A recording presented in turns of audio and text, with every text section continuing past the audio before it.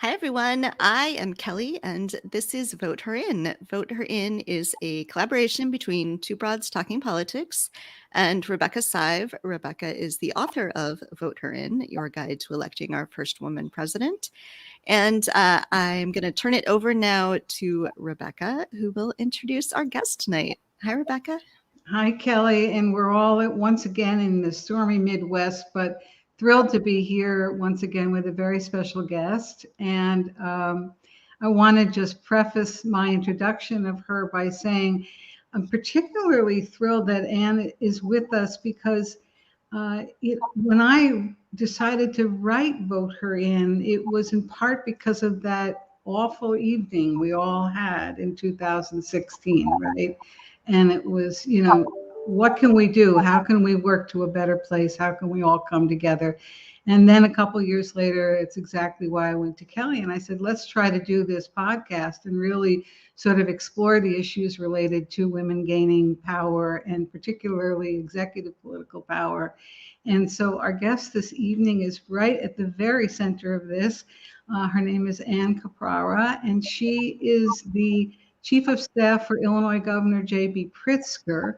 But prior to this, she's had a storied career in politics and this is important, I think, to our conversation, on every side of the desk. She's been a staffer, she's been a campaign person, she's now an executive, and she's just had a lot of different experiences. So I really am glad that she can be here to share those with us and to talk with us specifically on three topics. One is the role of women as executives. Another is what we face as voting, women voters, and what we need to be doing, and also what we need to be doing in the campaign setting. So she was the head, as I think I said, of Hillary Clinton's PAC in 2016, ran a couple of campaigns. Before that, for Congresswomen, ran Governor Pritzker's campaign and soundly beat the opposition. So, and some of you may know that there's not a plethora of women who run big campaigns. So this is something else she can share with us. So welcome, Anne. We're so glad you're here and taking time out. I know it's a press every single day for you. And I thought if we could begin by your sharing with us how you came to your political career. In the last show at Vote Her In, we met with Secretary of State Jocelyn Benson from Michigan, and she, of course, is an elected official. You're an appointed official, but that drive to be in that place, to be in the center of the action, to be an executive, to be in the political world.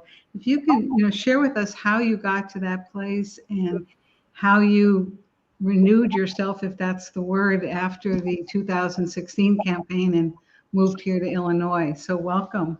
Well, thank you, Kelly and Rebecca, for having me. It is always a privilege to end my day talking to two ladies. And it's a nice way to end my day today because it's been a little bit of a nutty day.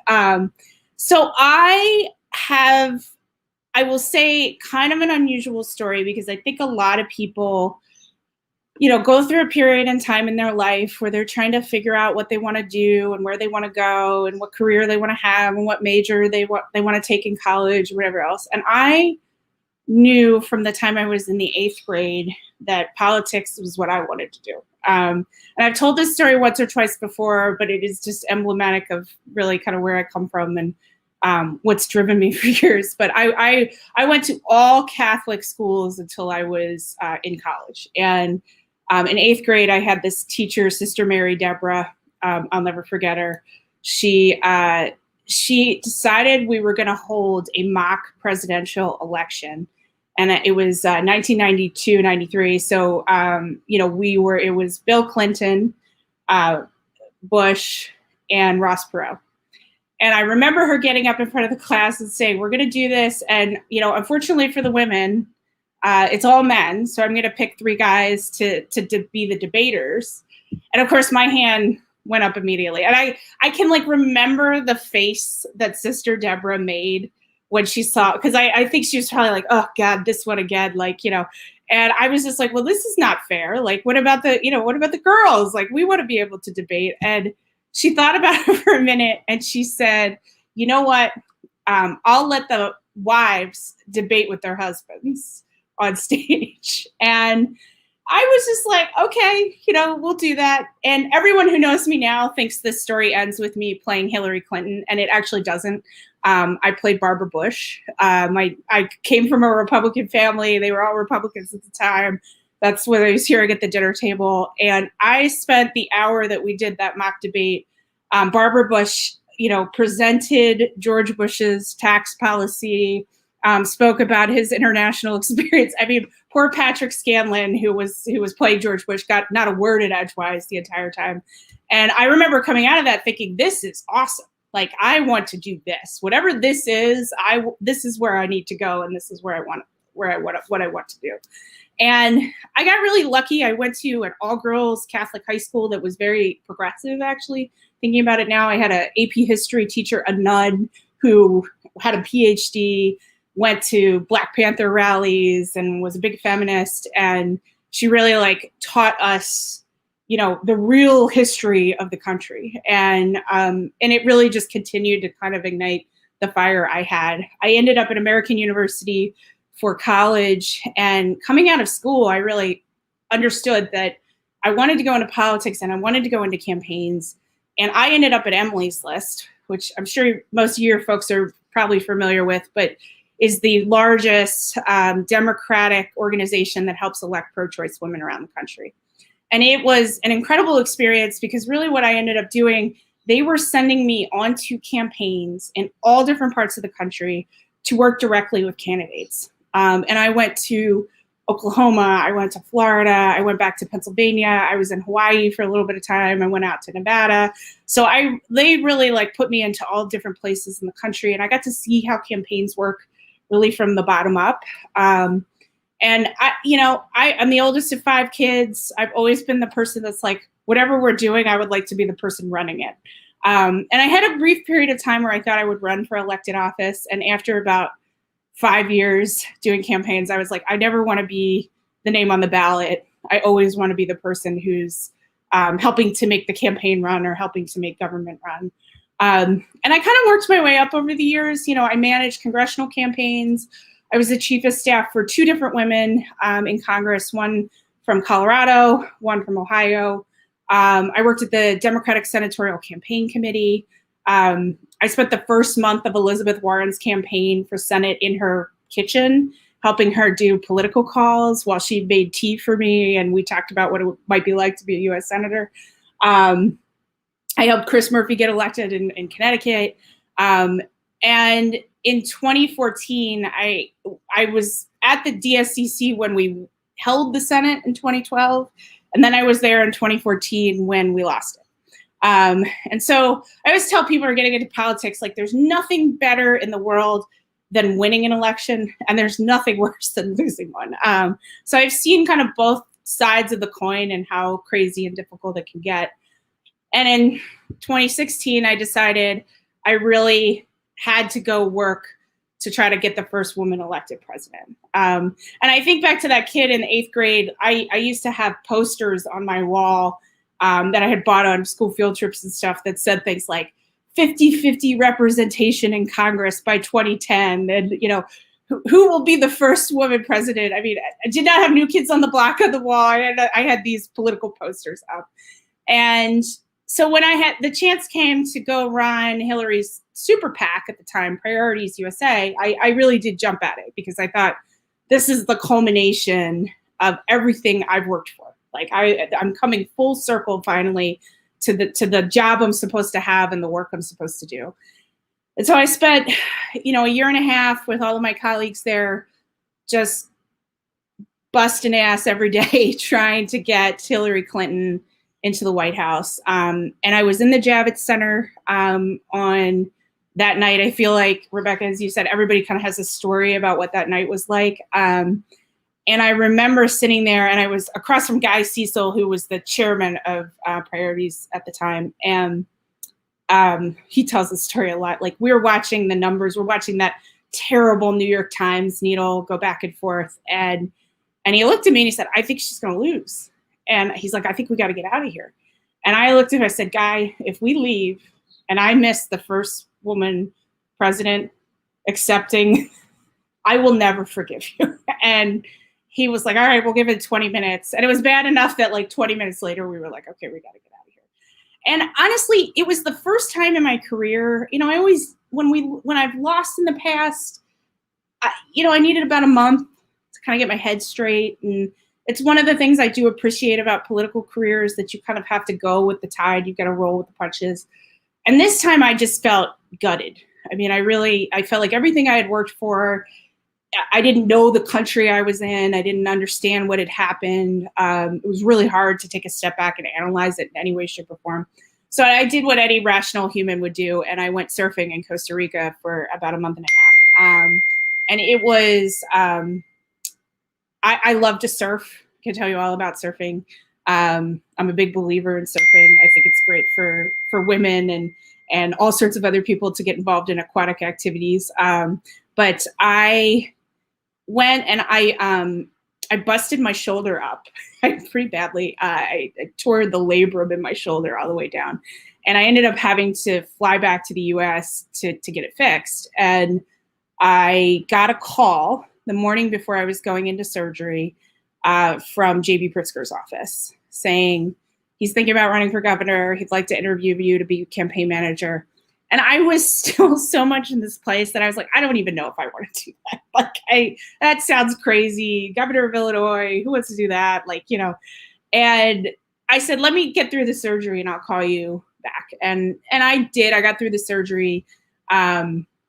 Hilariously, by the way, my surgeon, when I went in for like the 1 week, follow-up, he was like, do you remember anything about the surgery? And I'm like, no, you guys gave me the drugs and they wheeled me in. He goes, well, we got you in the operating room.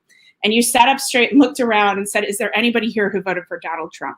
And I felt terrible because I was like, these poor people are probably thinking, who's this crazy lady? But like, that's how ingrained in my subconscious it was at the time.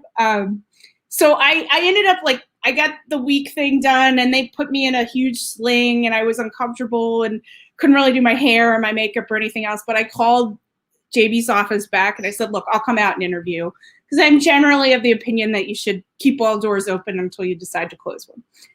And I flew out to Chicago. It was end of February. It was cold. American Airlines put me in a middle seat, which I've never forgiven them for. And when I got to Chicago, I was a little bit early. And so I called up to his office and said, hey, I'm here. I made it okay. I'm early. I'll be up for the interview. And now, knowing JB as well as I do, this is so emblematic of him. But 10 minutes later, I got a phone call, and it was on my cell phone, and it was him. And he said, can I come down and talk to you? And I said, sure, I'm here for you. Like, that's why I flew out. And he came down to this little coffee shop in the building, and we talked for hours. And honestly, about 5 minutes into it, I was like, well, F me. Like, I'm going to have to take this job if this guy offers it to me, because he's everything I want to work for. He's really fun. He's engaging. He's so passionate about what he does. And what honestly, for years later, I kind of realized I was so uncomfortable in this interview. I couldn't put my normal, and every woman who's listening to this will understand, I couldn't put my like suit on and do my hair the way I wanted to do it. Couldn't put my makeup on. And I just felt out of sorts. Like, I didn't feel like I was presenting myself the way I would like to present myself in a job interview. And him just coming down and like meeting me in the coffee shop and kind of taking all the pressure off of it allowed me really to be the person I would want to be in an interview for a job like this. And we had a great 3 hours together. We still joke because it was a really long interview. It just turned into a discussion about things. And I got back on the plane to go back to DC, and I got a call while I was in the air, and I, listened to the message, and it was him on the phone offering me the job. And then my poor sister had to drive me out to Chicago in the middle of a snowstorm, because I was like, oh, I'll just put everything in the car and drive. And she's like, your arm is in a sling. How are you going to drive a steering wheel? I don't understand why this is the way you live your life. But I ended up here, and he and I joke a lot because JB was also at the Javits Center that night. And I met him. That was where I first met him and his wife, MK, who I love to death. And it was our sliding doors moment in a lot of ways. And it's obviously a really difficult night to remember, but I do remind myself that there are things that wouldn't have come into my life and things I wouldn't have done, things he wouldn't have done if a different set of circumstances had turned out. And I know I've been talking a lot, but I will say one other J.B. Pritzker story having to do with Hillary Clinton that I just hold close to my heart. Working at a SuperPAC, you don't actually get to talk to the candidate much. That's the purpose, is that they're separate and you're not having a conversation. So people have presumed I knew Hillary, and I didn't. I was working in this big position, but I didn't know her. And JB does know her. The governor is close with her. And during the campaign, she came to Illinois and invited him to a dinner with some of her close friends. And he invited me to come with him to the dinner. And I was very starstruck, and I was like, oh my gosh, it's Hillary Clinton. Like, I love her. And the entire dinner, she was asking him questions about the campaign and what was going on. And the entire time he would turn to me and say, well, Anne, why don't you answer that question? Why don't you speak to that? And it was just, I had this like couple of hours with this woman I admire so much, telling her about this thing that I was super passionate about, which was getting the governor elected. And it's just one of the many reasons that I love the guy and I love working for him, and I'm happy where I landed. That's amazing. I love your stories. So one thing, as Rebecca mentioned, is we think a lot about executive power and getting women into executive power. And so obviously you have you're in executive office yourself and have this very good view of the chief executive in the state and what that looks like. So can you talk some about what that looks like, how executive power is a little bit different than legislative power, for instance, which is something that women are increasingly getting into, and, just some sort of thoughts on that for people listening who are maybe interested in either the sort of chief executive positions or working in, executive in a city, in a state, in the country, at some point. Yeah, absolutely. I have seen both sides of the coin. I worked for two different members of Congress and really was entrenched in the legislative process at that time. And now having a chance to work really as a chief executive in an office. And they're very different. And I will say I really like this job because you have such autonomy to make decisions and move things forward that you don't necessarily have on the legislative side. Both are essential to what we do. And I know people who work in the legislative realm who are just geniuses, and they really understand how to bring people together around complicated issues. Working on the chief of staff side, you're dealing with day-to-day things that are firing at you. I joke, I'm a big science fiction nerd. So I tell people my days are usually like the episode of Battlestar Galactica where the Cylons are attacking like every 30 minutes. Like, that's what the day is like.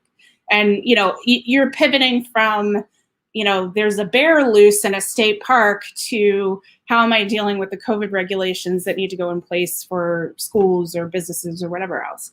And you really have to be able to kind of shift your focus back and forth and understand how to walk into a room, have a general command of the issue that you're speaking about, and know how to push people to get the best out of them, how to build a team that can work together, how to listen.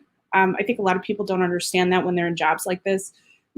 What is somebody saying to you and what are they not saying to you? And what are they afraid to say because they think you want to hear one thing or the other, and how do you kind of push them out of that? I think women oftentimes, we balk at these roles because we think, oh, I don't have the experience, or I haven't had the resume or whatever else. And I will say when I took my first chief of staff job, I was 25.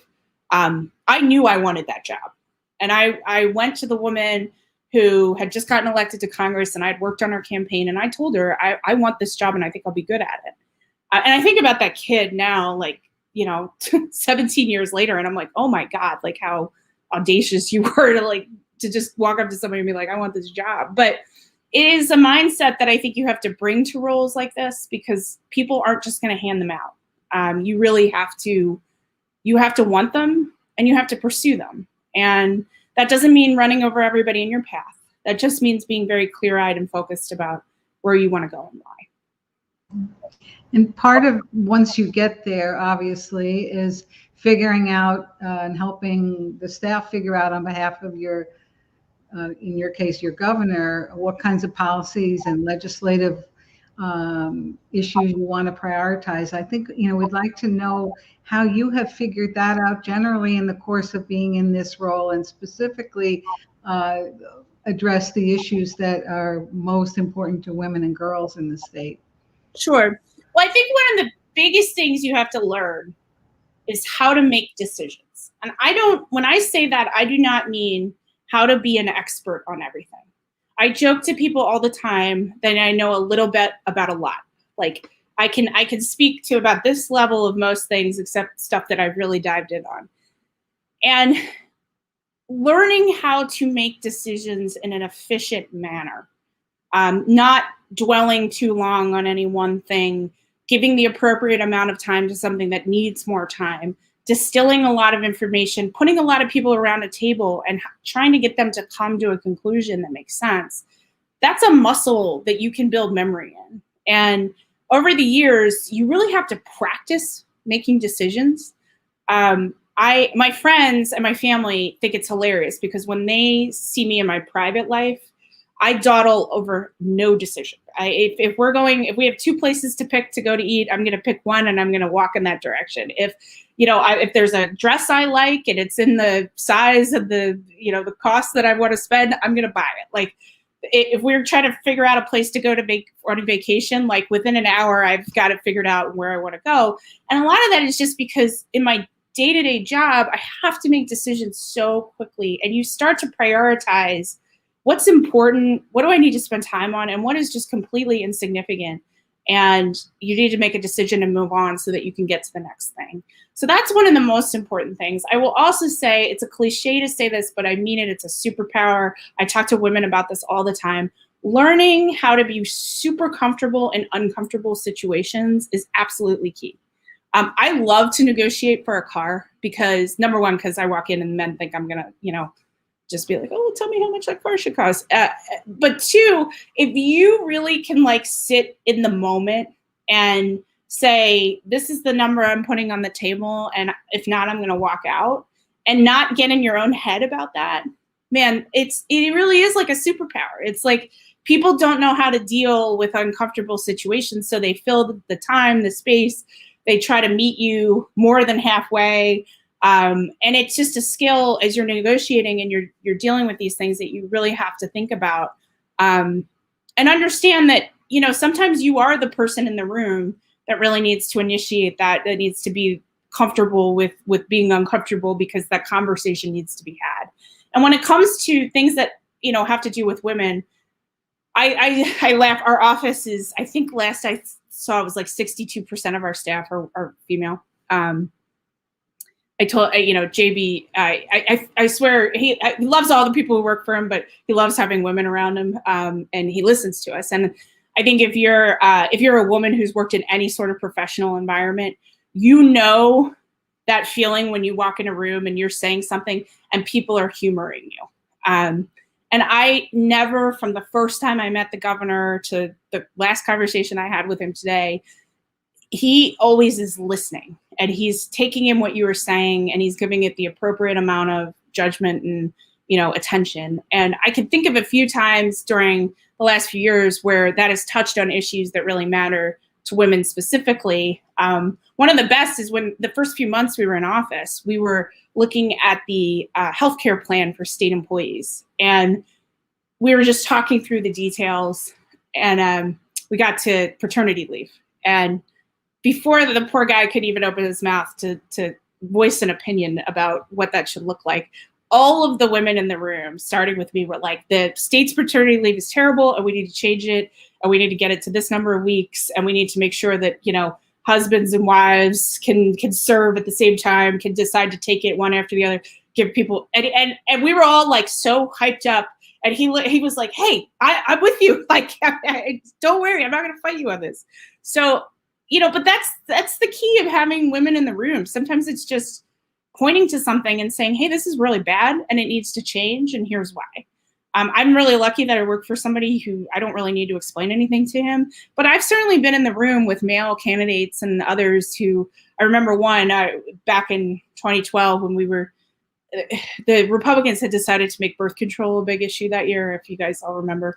And, I had to explain to this particular candidate that women take birth control for more reasons than just birth control. And it devolved into like an hour long, like, let me get out the health chart sort of thing. But at least like I was there, and then later on that night when he, went out to debate, he used the things I had talked about, and I was like, okay, great. Like I got through to him, So, having women around the table, and particularly in the rooms where decisions are made, is really, really important and critical.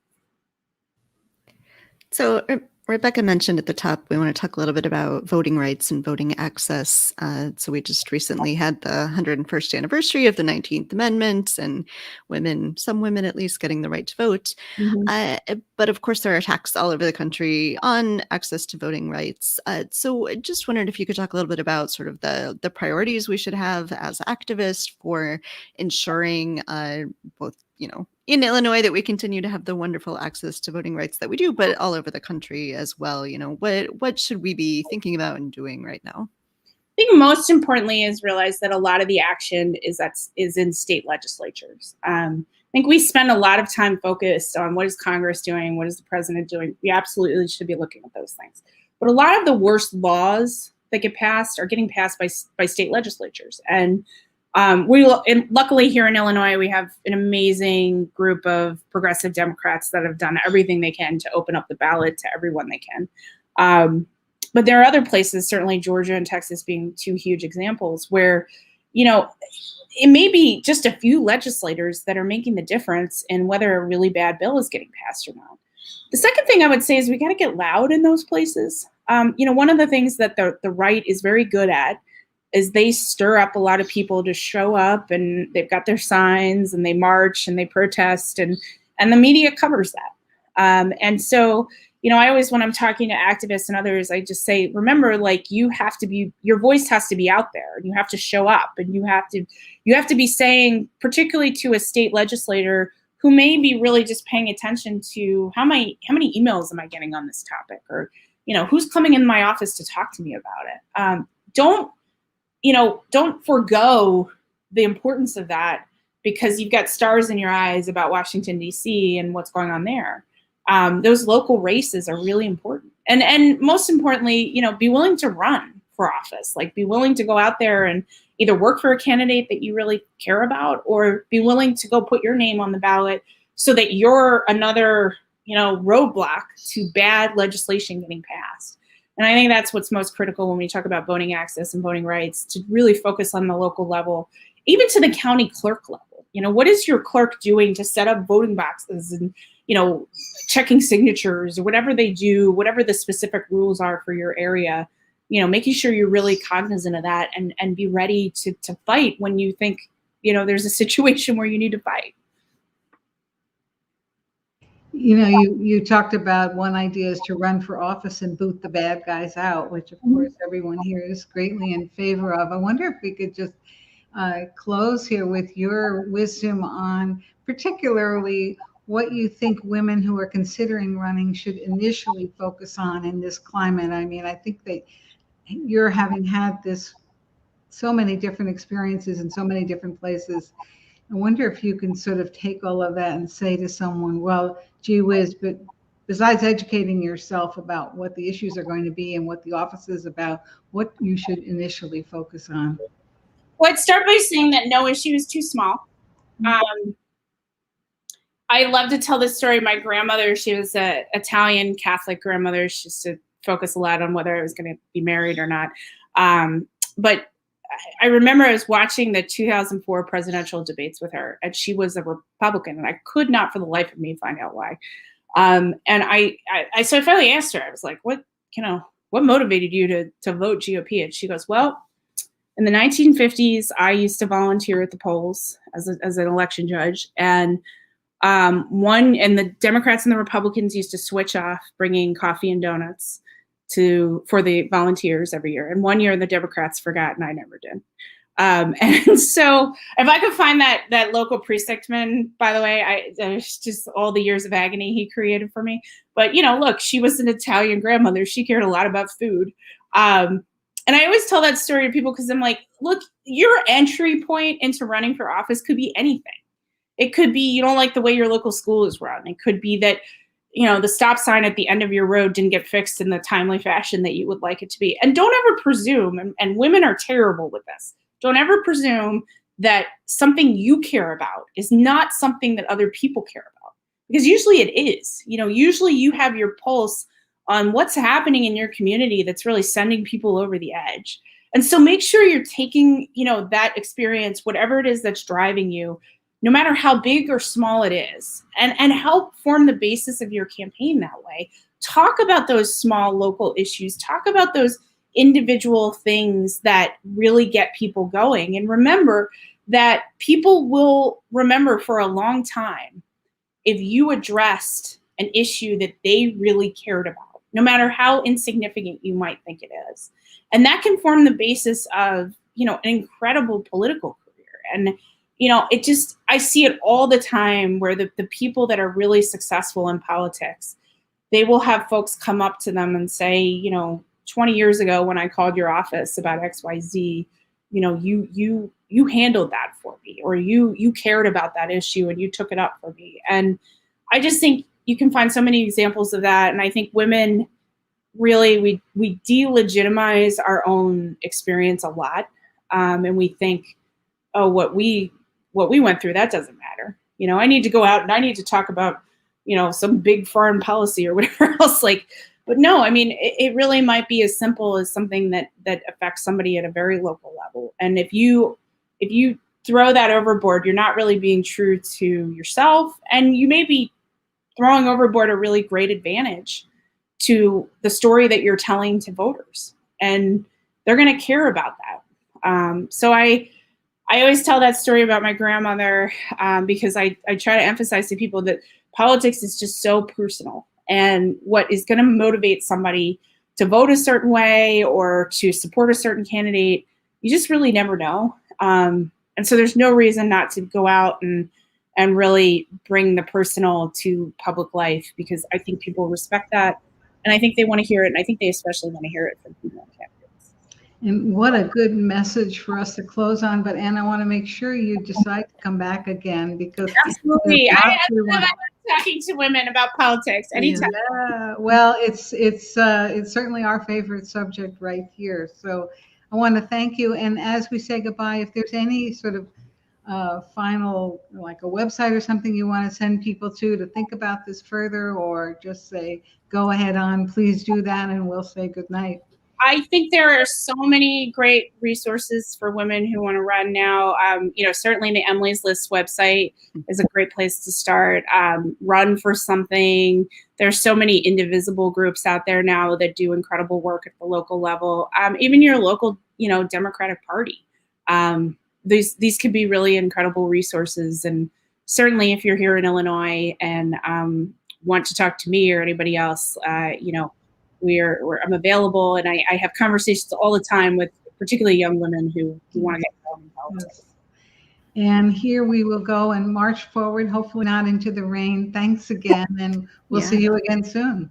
Yeah, thank you. And just my one closing comment is, as a mother of elementary school kids, thank you from the bottom of my heart to Governor Pritzker for the mask mandate in schools, because it is terrifying sending kids to school right now, but that made it much easier. I know it's been a very, very hard year, particularly for parents. I just salute all the parents out there who, my gosh, I mean, it's so hard to deal with what's going on. Yeah. All right. Thank you. Thank you.